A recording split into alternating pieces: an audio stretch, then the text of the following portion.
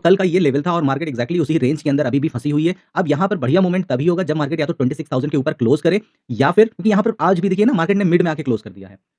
950 के आस-पास क्लोज़ कर दिया। तो अब यहाँ से अगर मार्केट कल गैप अप ओपन भी होती है तो 50-70 पॉइंट 80 पॉइंट वो गैप अप ओपन होगी। अब अगर कोई पॉजिटिव न्यूज़ ओवरनाइट डेवलप हो जाती है तो फिर वो यहाँ पर आकर एक बार रिटेस्ट करके और फिर अगर ऊपर की तरफ जाती है तो हमको अपसाइड का बढ़िया मूव देखने को मिलेगा। अदरवाइज़ अगर मार्केट फिर इसी ज़ोन के अंदर खुल जाती है तो फिर लोगों का कन्विक्शन लो होगा क्योंकि लोग अब यहाँ पर मोस्टली ट्रेड तभी प्लान करेंगे जब मार्केट या तो 26,000 के ऊपर एक दिन पहले जैसे कि सपोज़ करिए कि आज ही ये 26,000 के ऊपर क्लोज़ करती है और कुछ यहाँ पर प्राइस एक्शन बना होता तो फिर अगले दिन मार्केट फिर थोड़ा-सा नीचे आती और फिर 26,000 के ऊपर निकलती तो लोग वहाँ पर फिर एक डायरेक्शनल ट्रेड अपसाइड का पकड़ते या सेम उसी तरीके से मार्केट यहाँ पर 25,900 के नीचे आकर क्लोज़ करती तो फिर अगले दिन मार्केट उसके नीचे अगर निकल रही होती तो लोग यहाँ पर बेयरिश ट्रेड पकड़ते। तो यहाँ पर अब ये 2 दिन का पूरा खेल आपके सामने है, बिल्कुल साइडवेज़ मार्केट है, चॉपी मार्केट है और ऐसी मार्केट के लिए ही कहा जाता है कि आपको डिसिप्लिन बहुत इंपॉर्टेंट है। जो लोग बोलते हैं ना कि अगर मैं दिन के 2 ट्रेड के बाद तीसरा ट्रेड क्यों ना लूँ, चौथा ट्रेड क्यों ना लूँ, पाँचवाँ ट्रेड क्यों ना लूँ, अगर मुझे प्रॉफिट हो रहा है तो ये रिप्लाई है उन सभी ट्रेडर्स के लिए, नए ट्रेडर्स के लिए क्योंकि ये सारे क्वेश्चन उन्हीं के दिमाग में आते हैं कि मेरा हो सकता है कि पहला ट्रेड गलत हो जाए, दूसरा ट्रेड गलत हो जाए, तीसरे में तो मैं कमा कर निकलूँगा। तो ये रिप्लाई है क्लियर कट उन सारे नए ट्रेडर्स के लिए। इसको आइडेंटिफाई करना 2 मार्केट मैं हमेशा बोलता हूँ कि जो भी बिगिनर ट्रेडर होता है उसके लिए 2 मार्केट सबसे खतरनाक होती है। पहली मार्केट तो ये जो आप देख रहे हो जिसमें कि मूविंग एवरेज हमारा बिल्कुल सीधा होता है और दूसरा ट्रेंडिंग क्योंकि हमारी जो ह्यूमन साइकोलॉजी है वो ये है कि जब मार्केट ट्रेंडिंग होती है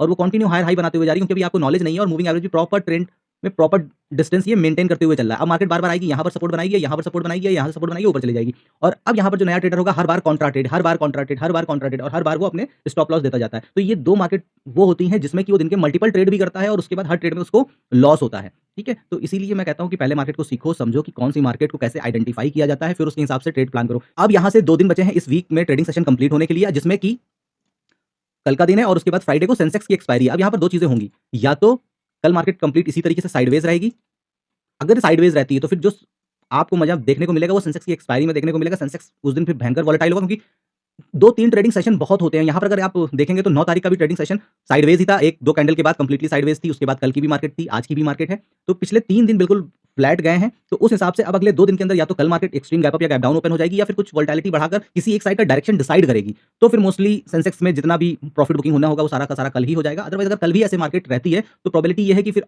फ्राइडे के दिन सेंसेक्स की क्योंकि एक्सपायरी है और दोनों साइड इस सेंसेक्स में बढ़िया पोजीशंस लोग बनाकर बैठे होंगे तो किसी एक साइड को तो ट्रैप किया जाएगा तो उसकी वजह से दूसरे साइड बहुत तेज मूव हमको देखने को मिलेगा। और मैं हमेशा बोलता हूँ कि सेंसेक्स और निफ्टी के चार्ट ऑलमोस्ट अगर आप उठाकर देखोगे तो बिल्कुल सेम बनते हैं। तो मतलब अगर सेंसेक्स भाग रहा होगा तो निफ्टी भागेगा, अगर सेंसेक्स गिर रहा होगा तो निफ्टी भी गिरेगा। क्योंकि एक्सपायरी वाले दिन जब लेवल टूटते हैं किसी एक साइड के तो फिर उसी साइड में बड़े मूव आ जाते हैं। तो फिर उस दिन हमको ये निफ्टी पे भी मूव देखने को मिलेगा। लेकिन यहाँ पर अभी ये क्लियर हो गया कि जब तक मार्केट ये 26,000 के ऊपर होल्ड ना करे यहाँ पर कोई भी बुलिश ट्रेड लेने का कोई मतलब नहीं है। सेम उसी तरीके से जब तक मार्केट ये 25,900 के नीचे नहीं निकलती है, यहाँ पर हमारा कोई भी ट्रेड नहीं बनेगा। अब ये पूरा जो ज़ोन बन गया है, ये पूरा का पूरा नो ट्रेडिंग ज़ोन बन गया है। हाँ,